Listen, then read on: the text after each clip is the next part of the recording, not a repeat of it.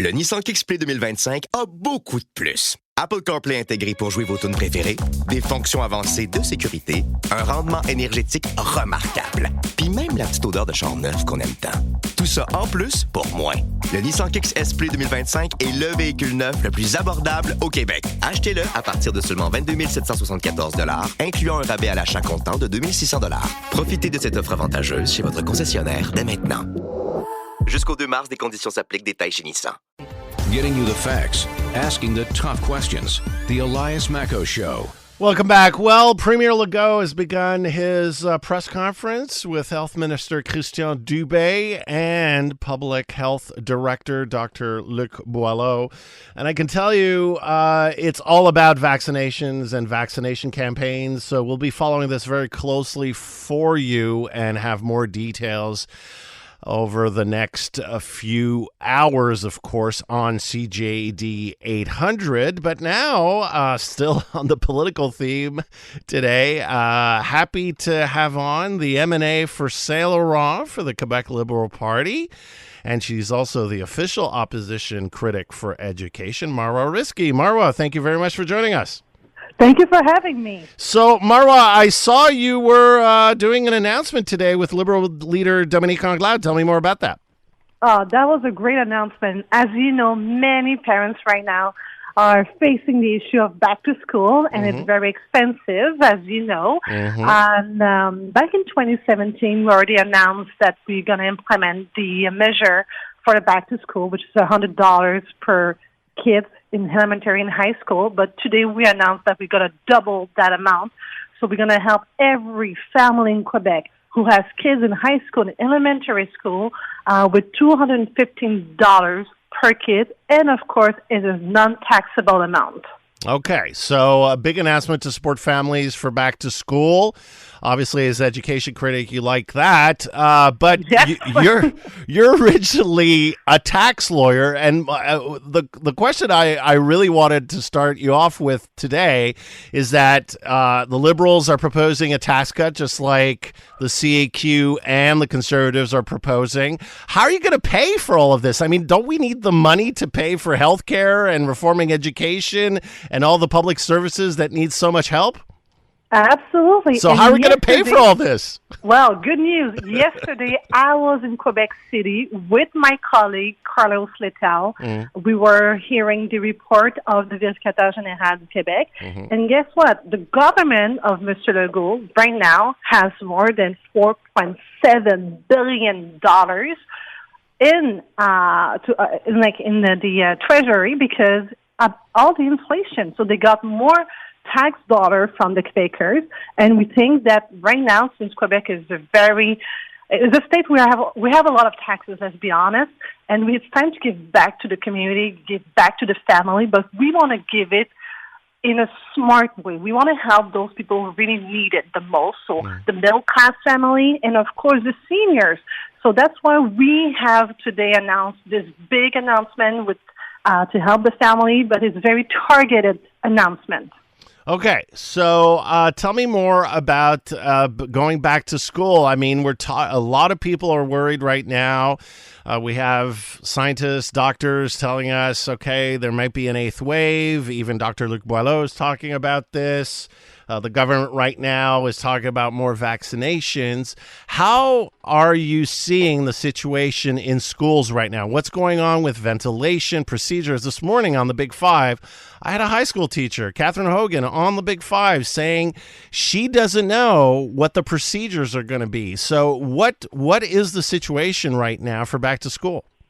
It seems, again, this is like the third time we're going back to school with COVID-19, and the government is not ready. So we're back to square one with improvisation, and this is beyond me. The first time I addressed the situation with the ventilation in school, it was back in August 2020. 2 years later, nothing has been done. And remember, the federal government transferred $430 million to the Quebec government for the back to school. And they put zero amount of that money for the ventilation. So this is, for me, a very important mistake from the government because they don't believe that COVID-19 is transmitted principally by airborne transmission. And I don't understand. This is like 2 summers back to back that they didn't think that it was a good timing to improve the ventilation.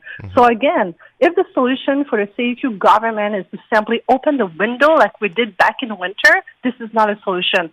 So Dominic Anglade and I, we tabled the Bill 995, and we want to make sure if we form the next government, we're going to tackle the issue of the air quality in every school in Quebec. If, and nobody wants this, but if cases rise, I mean, would you favor bringing back mandates, mass mandates in the classrooms? If the public health thinks that at that time, when we're going to be down the road, if we unfortunately don't have any choice, we have to be respectful of the public health.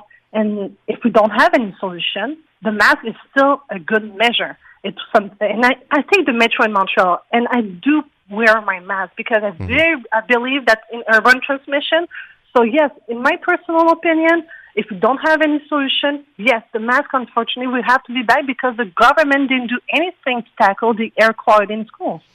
Well, let's talk now about the Liberal Party of Quebec itself, and especially with regards to the English-speaking community. Marwah, you've seen the poll numbers over the last few months. It's not going well for the Liberals, especially within the English-speaking community. You have the Conservative Party of Quebec. I had Éric Duhem on yesterday. He's making inroads with the English-speaking community, the 2 smaller parties as well. I had a texter this morning writing to me, I'm an Anglophone in Quebec, and this is the first election where I have no idea who to vote for and who to trust. And there seems to be a big trust gap with the Liberal Party and the English-speaking community. What's your response to that? Well, first and foremost, for people who think that Éric Duhem is a solution, he is not. Why? Why is that? He's propose. Against Bill 96. He's proposing tax cuts. He's been convincing a lot of people, especially in the English-speaking community. His numbers are up. So how come he keeps in his team people who don't believe in the Charter of Rights, who people actually support the fact that a bar can say no to a bar can actually do discrimination if you're gay or lesbian. So how come he actually has such a tribute when he has so many candidates who have issues with the Charter of Rights? That's my first question for him. Second of all, he wants to build what exactly in Quebec? I don't understand his message because he just like having like the support of people who are angry. Okay, once you're angry, and we understand some people are very angry, but what do you propose? What do you propose for the education system? To simply privatize everything? That's not a solution. And to be frank with you, like when we want to be a leader in Quebec, we need to have M&As were not what he called plant vert. So that was very offended for me. Yeah. I'm in the position I wasn't a plant vert. Potted plants, you mean? You're referring to Claire Sanson, the Conservative Party M&A, who compared being an M&A to a potted plant. Yes, exactly. Thank you. And if I go back to what we stand for, we voted against Bill 21. We voted against Bill 96. And we actually made proposition, like, for instance, to give free French classes to every Anglophone. This is a solution that is inclusive. Okay, Marwah, I never heard something positive from Éric Duhem. I get your attacks on Éric Duhem, but other than that, you have to admit, I mean, if you look at the polling, I mean, support within the English-speaking community has gone down from the 70% mark to the 40s right now within the Liberals. There are 2 other parties going after the vote. There's a lot of disaffected Liberals right now are thinking about staying home on October 3rd. So what is your pitch to the English-speaking community for actually voting Liberal? I understand why you don't want them to vote Conservative, but why should they be voting Liberal? I mean, there is a trust problem, especially since the party's performance on Bill 96. Well, we heard you. We heard you very clearly, and this is why we voted against Bill 96. And if you read the letter in the Suburban today, we are going to repeal the notwithstanding clause inside of Bill 96. We're going to repeal also the provision that allows search without warrant, because for me, as a lawyer, this is like totally unacceptable in Quebec. And of course, we're going to repeal the freeze on English CEGEP enrollment, and we're going to make sure to reinstate the extension of Dawson College And we're going to let the students to decide for the post-secondary education.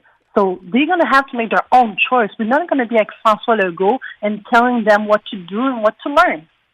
But Marwah, I still trying to get an answer. I mean, how are you going to rebuild that relationship? I mean, in 2014, 42% of Quebecers voted for the Liberal Party. Right now, you're not even sure you can form the official opposition the way things are going right now. How are you going to get up that hill and get to the 63 seats that Dominique Anglade set as the target for October 3rd? Like we did today, we're going to make very important announcements that are real issues for Quebecers, including the Anglophone community and the Allophone community. And as you probably saw, my leader, Dominique Anglade, was everywhere in Quebec. As every other MNA and every other candidate, we are on the ground. We're shaking hands. We're going knock on door. We are here to listen to you and also to adjust the message. And this is what we've done for the past month, and this is what we've done also for the last years. All right, Marwah, I have to leave it at that. Thank you very much for taking the time this morning. Appreciate it. My pleasure. Marwah Rizqy is the Liberal MNA for Saint-Laurent.